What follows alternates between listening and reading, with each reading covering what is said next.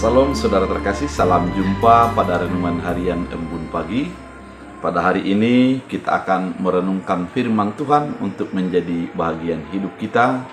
Sebelumnya kita bersatu di dalam doa.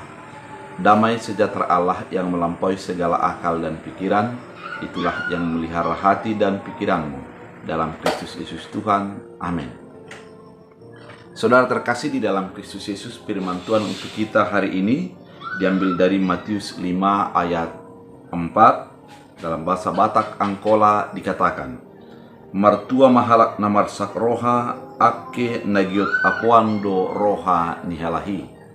Dalam bahasa Indonesia, berbahagialah orang yang berduka cita karena mereka akan berhibur. Demikian firman Tuhan.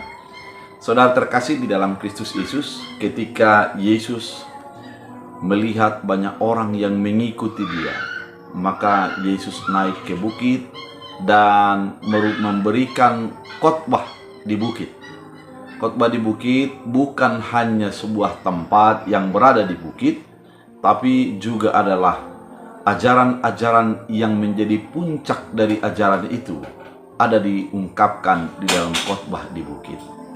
Saudara, dalam khotbah di bukit ini adalah ada bukit yang bisa melihat ke Danau Galilea.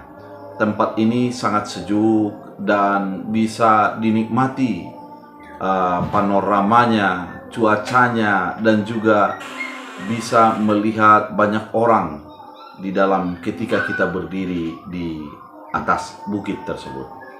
Ketika Yesus mengungkapkan khotbah di bukit, ada pertama diungkapkan 7 kata bahagia, ataupun dalam bahasa Yunani disebut dengan makarion.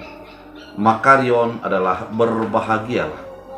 Berbahagialah artinya, kalau dikatakan berbahagialah, kebahagiaan yang pasti sesuatu yang dituju oleh banyak orang.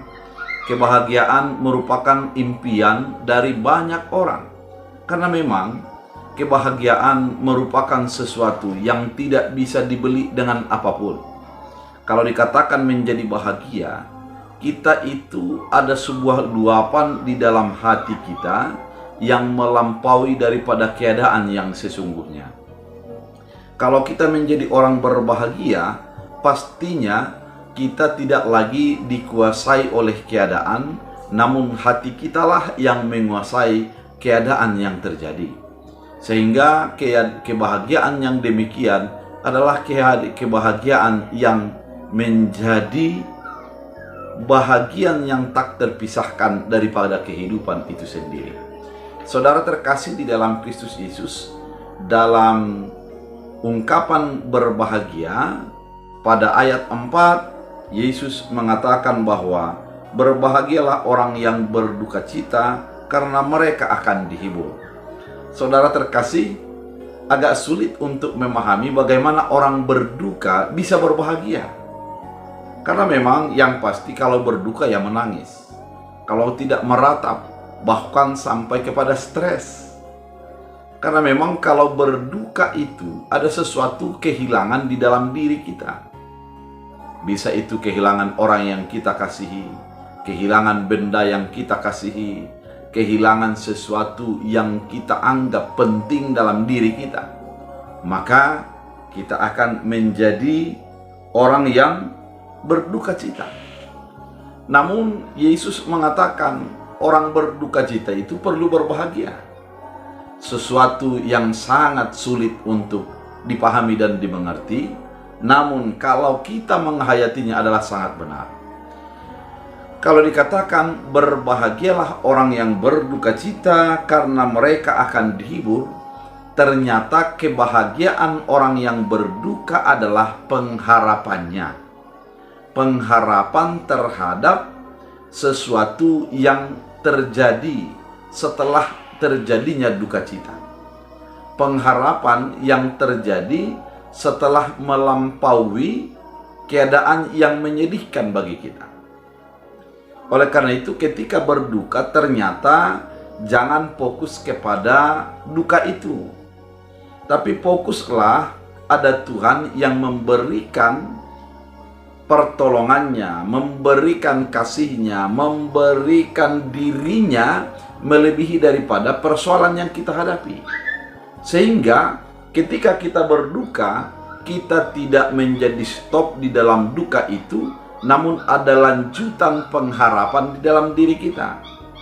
Saudara terkasih, kalau kita berduka cita, kemudian memiliki pengharapan di dalam duka cita kita itu, maka kita akan melihat sisi positif dari keadaan yang kurang menguntungkan dari pandangan banyak orang. Ketika itu mampu kita lakukan, maka kebahagiaan pasti ada di dalam diri kita. Saudara, ketika kita berduka, ternyata duka cita itu janganlah menghadang ataupun menghentikan sukacitamu. Ketika engkau menghadapi persoalan, janganlah persoalan itu menghentikan sukacitamu. Harus masuk melampaui itu, bahwa masih ada Tuhan yang akan memberikan yang terbaik di dalam keadaan apapun. Atau bahkan kita masih tetap beriman bahwa ada rancangan Tuhan yang lebih baik dari keadaan yang terjadi. Dengan demikian, maka bisalah kita pahami bahwa yang bersukacita adalah orang yang merasakan penghiburan setelah duka cita. Ada sesuatu pengharapan setelah duka cita yang dihadapi. Oleh karena itu, firman ini sesungguhnya mau mengatakan, ketika engkau mengalami duka cita, mari jangan stop dalam duka citamu, tembuslah melampaui daripada itu untuk menjadi bersukacitalah, karena memang sukacita akan menjadi bahagia yang tak terpisahkan daripada kehidupan. Oleh karena itu, berbahagialah engkau ketika engkau berduka cita, karena engkau akan dihibur, yaitu penghiburan sejati dari Allah yang memberikan kepada kita melampaui yang dari apa yang kita pikirkan, melampaui daripada apa yang kita mampu, dan melampaui dari nilai-nilai yang sudah hilang dari kita dan akan diberikan sesuatu yang lebih bagi kita. Biarlah firman ini menjadi kekuatan, penuntun, dan menjadi suluh bagi hidup kita. Kita berdoa. Terima kasih Tuhan atas firman yang begitu indah, menuntun kami untuk mengerti dan memahami bahwa ketika kami berduka, kami tidak berhenti di dalam duka, namun akan menjadi berbahagia karena kami akan dihibur. Penghiburan daripada Tuhan melampaui kekuatan dan kemampuan kami. Biarlah firman-Mu menjadi berakar berbuah dalam hidup kami. Dalam Kristus Yesus, amin. Tuhan Yesus memberkati.